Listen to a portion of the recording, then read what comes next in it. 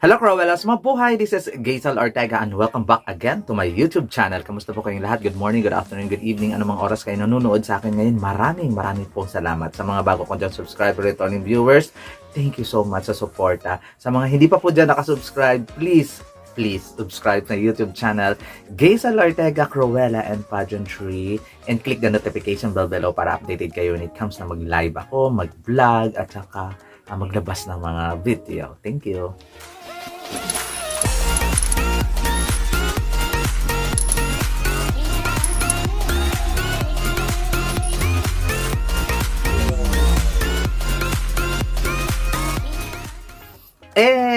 Mabuhay! At syempre ngayon ako maglalabas ng aking preliminary competition hot prediction. Kung sino nga ba sa akin ang mag-shine sa preliminary. Tapos mag-iba naman yung prediction ko after na preliminary competition. Iba naman yon. Tapos iba na rin yung ang aking final prediction dito sa Miss Grand International 2023. So, para sa akin, ito yung mga kakabog sa preliminary competition kasi mukha talagang sila yung makakapasok, mga ganong level, sila yung makaka-eksena dito sa Miss Grand International bukod sa mga front runner sila, mga favorite din sila ng ating Uncle Nawat. So, hopefully magustuhan ninyo ang aking preliminary hot prediction at comment down below lang kayo kung sino yung mga gusto ninyong mag-shine sa preliminary competition. At ito na guys, ang aking top 20. 20 talaga yung 20 talaga yung nilagay sa aking prediction kasi medyo ang dami nila nag-shine ngayong Miss Grand International 2023. So, dito ko ilalagay yung mga mukhaan ng mga ang basis ko pala nito ay ang kanilang swimsuit competition, ang kanilang closed door interview, at saka yung mga iba pang pa-events ng Miss Grand International 2023. Here you go, my number 20 on my list is Miss Honduras. Si Miss Honduras na walang malay. Charot lang. Si Miss Honduras na maganda naman siya. Maganda din yung kanyang ano ba tawag dito? Yung glam shot, photos din nila, headshot photos din nila, maganda din. Kabog din naman ang bonggang-bongga. Nag-perform siya sa swimsuit competition and hindi nga lang siya pinapasok doon sa private room. Pero still, nasa radar ko talaga si Honduras na makakapasok sa top 20. My number 19 on my list is Miss Japan. Di ba? Charot lang. Akala nyo lang yun. My number 19 on my list is Miss US Virgin Island. To be honest, ang kanyang headshot challenge ay nagmamaganda talaga ng bonggang-bongga. Tapos, yung kanyang swimsuit competition lalong maganda. Tapos yung ibang pa-event, nag-shine talaga siya ng bonggang-bongga. I don't know kung bakit hindi siya nakikitaan ng potential ng ibang mga followers, vloggers, and pageant enthusiasts. Pero still, may radar talaga ako kay Miss US Virgin Island. My number 18 on my list is Miss Vietnam. Si Miss Vietnam, na obviously host country at saka imposibleng hindi siya makapasok doon na. Ewan ko lang kung makakalabas pa si Nawat ng stadium kung hindi pinapasok si Vietnam sa semi-final. Charot lang. Nararamdaman ko talaga na kukuyugin siya ng mga Vietnamese pero pasok siya sa aking number 18. My number 17 on my list is Miss Grand Thailand. Diba? Sabi ko sa inyo, hindi ko nababanggitin yung mga pangalan dahil magtatagal lang tayo ng bonggang-bongga. Ayan, Miss Grand Thailand. Obviously, pasok naman talaga siya when it comes sa performance sa lahat ng mga pa-activity ng Miss Grand International. Talagang wala lang talaga sa kanya yung crown factor. Wala lang talaga sa kanya yung baka siya ang makurunuhan. Parang walang ganun. Parang malayo sa katotohanan. My number 16 on my list is Miss Grand Czech Republic. To be honest, malakas talaga ito. Talagang pinag-uusapan. Pero nang dahil hindi siya pinapasok sa private room, talagang bumaba ang kanyang kapasidad at ang kanyang credibility na makapasok pa at umusa doon sa duluhan ng competition. Kaya nilagay ko lang siya sa aking number 16. My number 15 on my list, surprising, Miss Grand Lao. O, di ba? Hindi ko inaasahang maganda pala siya, lalo na pag tinitigan. Ang kanyang appeal ay nagmumura. Nagmumura. Maganda ang kanyang swimsuit competition performance. Maganda ang kanyang headshot photo. Maganda ang lahat ng mga eksena niya dito sa mga pa-event ng Miss Grand International. Kaya pasok na pasok sa banga, Miss Grand Lao.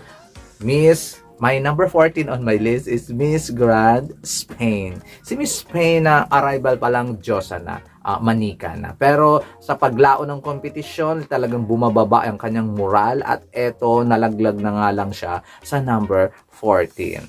My number 13 on my list, Myanmar. Actually, hindi ko siya favorite. Pero sa nga lang malakas siya sa kompetisyon, talagang umi-eksena din siya sa mga private room interview body ba. Tapos ayos lang, hindi ko lang talaga siya bet. Basta hindi ko lang siya bet.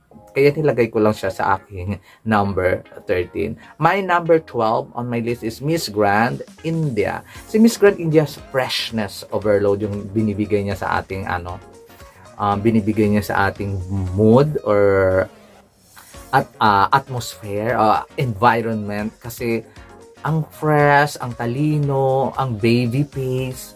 Kaya lang, magaling din naman sa competition at isa siya sa mga nakapasok doon sa private room interview. So, nilagay ko siya sa aking number 12. My number 11 on my list is Miss Grand. Hindi nyo inaasahan, Puerto Rico. To be honest, habang tumatagal, lalo siyang nalalaglag sa akin. Hindi ko alam, parang hindi ko gusto yung speaking voice niya, hindi ko gusto yung aura niya, pero maganda siya, pero magaling siya. Hindi, just lang na hindi ko bet yung aura niya. I don't know, hindi ko alam kung bakit. Parang bumababa siya sa akin. Kaya kahit pumasok pa siya sa private room interview, still nilagay ko pa rin siya sa aking number 11. At ngayon guys, maglalabas na ako ng aking top 10. Hopefully ay mag-perform ito sa preliminary competition. My number 10 on my list is Miss Grand Philippines and Nikki Dimora. Kahit na hindi siya pumasok doon sa closed door interview, private closed door interview, still nandun pa rin yung hope ko na makakapasok man lang at least ang ating pambato na si Miss Nikki Dimora sa Miss Grand International semifinalist. Yun na lang. Yun na lang yung pag-asa. Pero nag-hope ako sa corona, wala na. Pero kung ibigay ang corona, thank you so much and congratulations Nikki Dimora. Pero natatabunan din kasi siya ng mga ibang girls. Kaya nilagay ko lang siya sa aking number 10. My number 9 on my list, to be honest, siya ang pinakamalakas or hindi man siya. Isa siya sa mga lakas sa Team Asia, Miss Grand Indonesia. Pwede nga itong mag-Miss Grand to be honest. I know na maraming galit sa Indonesia. I know na we did it. Wala namang ginagawa sa inyo si Ritasha. Well, great. Pero galit na galit kayo. Anong basis? O, diba? Dahil kuhugis mangga siya or taga-Indonesia siya. So, ayun, malakas talaga siya, magaling sa performance. Yung beauty nga lang niya, hindi consistent, but still, isa sa kino-consider ko na magkaroon ng Corona Miss Grand Indonesia. My number 8 on my list, Miss Grand Nigeria. Minsan lang tayo makakita ng mga ganitong level ng mga Africa na kabugera when it comes sa stage and when it comes sa speaking skills. Talagang na nila yun, perfect na nila yun. Sa performance, nice. I love Miss Nigeria. Talagang pack talaga. At tapos, ang dami pa nang pumipili sa kanya as their favorite to win Miss Grand International. My number 7 on my list, siya ang top Asian ko. Number 7 on my list, Miss Uzbekistan. Nabanggit din ng maayos. Uzbekistan. Nakakaloka. To be honest, siya ang top. To be honest, mas maganda pa yung wardrobe niya kay Miss Philippines. Mas maganda pa ang performance niya kaysa kay Miss Philippines. So, I think deserve niya ang umabot sa dulo. At saka bukod dyan, maganda siya, matangkad siya. At talaga lang namang favorite din siya to win the crown. Kaya nilagay ko siya sa aking number 7. My number 6 on my list.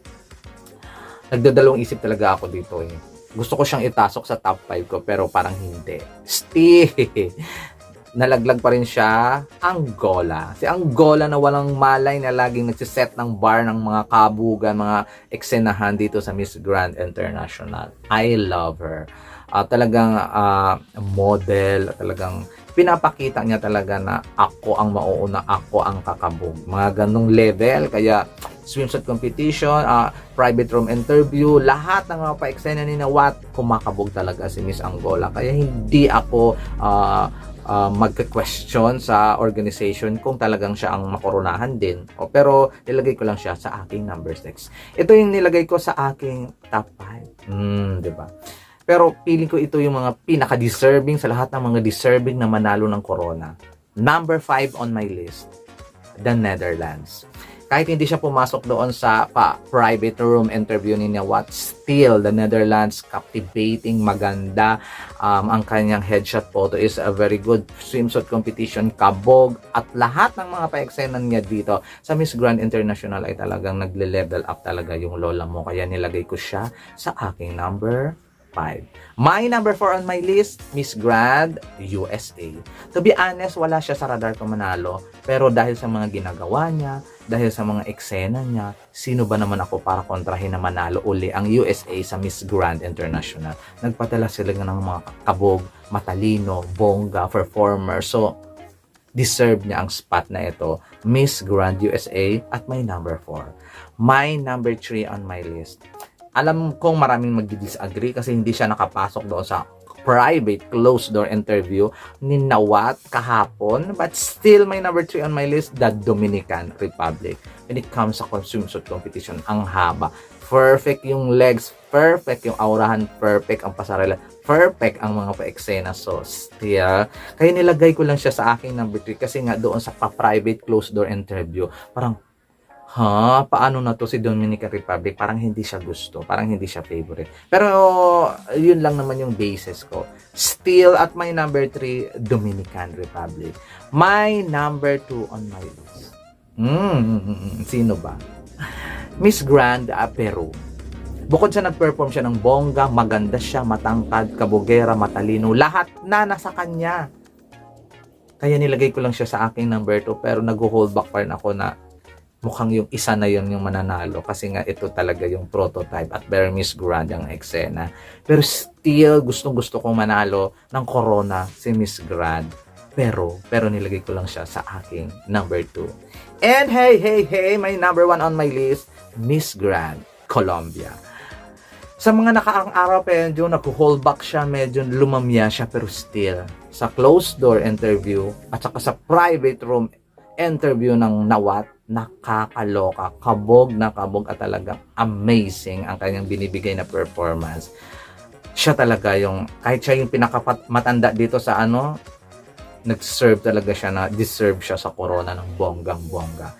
Kaya nilagay ko siya sa aking number 1, Miss Grand Colombia, Maria Alejandra Lopez. There you go, guys. Ayan po ang aking preliminary hot prediction ngayon sa Miss Grand International 2023. Kayo comment down below lang kayo kung sino yung mga gusto ninyong mag-shine sa preliminary competition. And there you go. This has been Kaysa Ortega. Hanggang sa muli. Paalam.